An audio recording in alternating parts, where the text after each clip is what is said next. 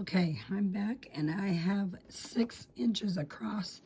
And for the purpose of this video, I'm not gonna make mine great big, but you can. You can make this base as big or as little as you want. It's the same process either way to make a basket. So I wanted to show you up close what that double stitch zigzag looks like.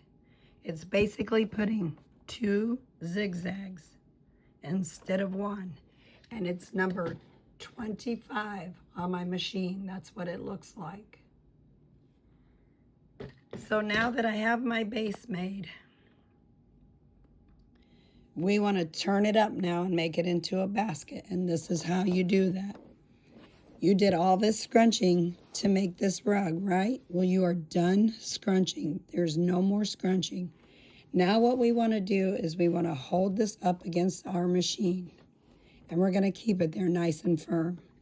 And then I'm going to use my pinky back here, and I'm going to push against my presser foot right here. And I'm going to do that the whole time until we get this basket turned up.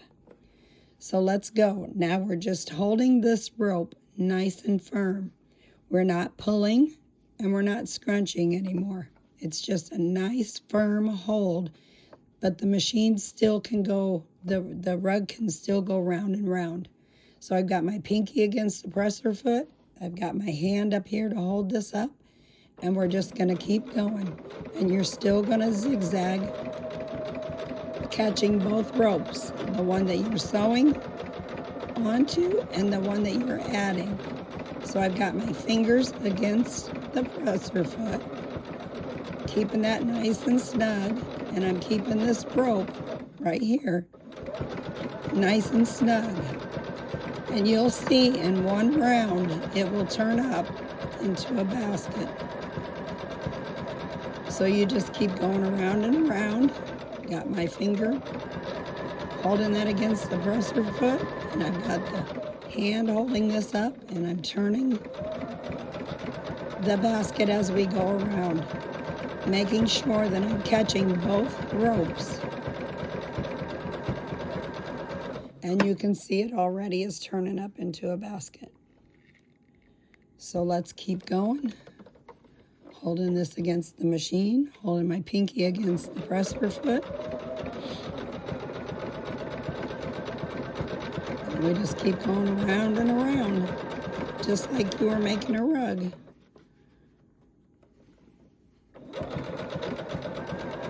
Once you get it turned up, then you basically just build your walls. The scrunching's over. There's no more scrunching.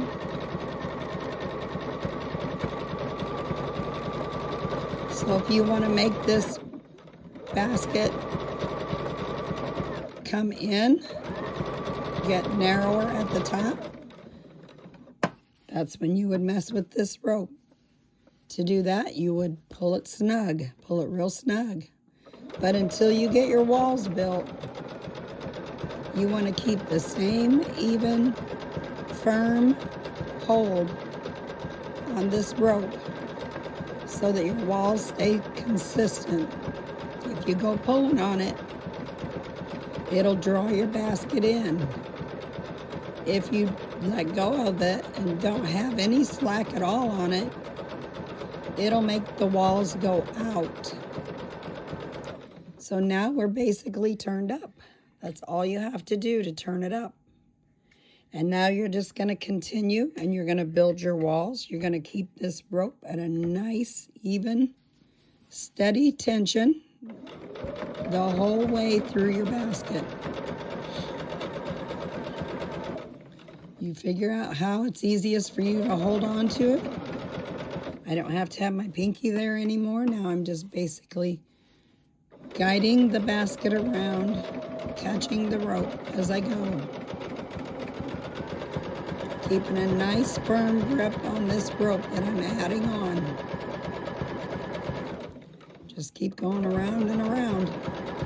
Now I will tell you, the bigger your basket is, the easier it is to maneuver. See, this is snug. Now if this were great big, it would come out further. It's a lot easier to handle, so to speak.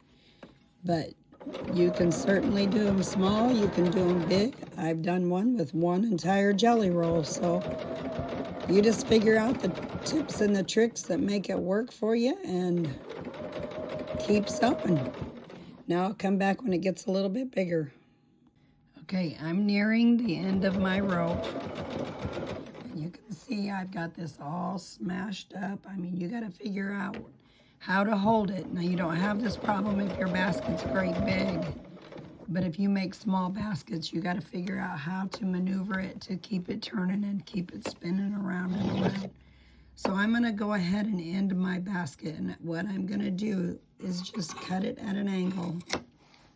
So I've got a nice taper there, and I'm going to come on down and I'm going to finish my basket. So remember, I'm using a double zigzag stitch.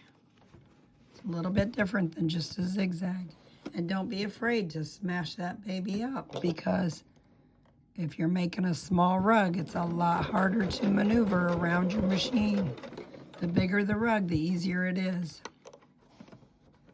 So I'm just gonna butt that up nice and close. And we're gonna finish it out, and then I'll put a tag or something on it to hide the end of it. So then when you're all done, you just shape up your basket, because I mean, I really had to mangle it up to get it to go around and around and around, but it all pops right back into shape.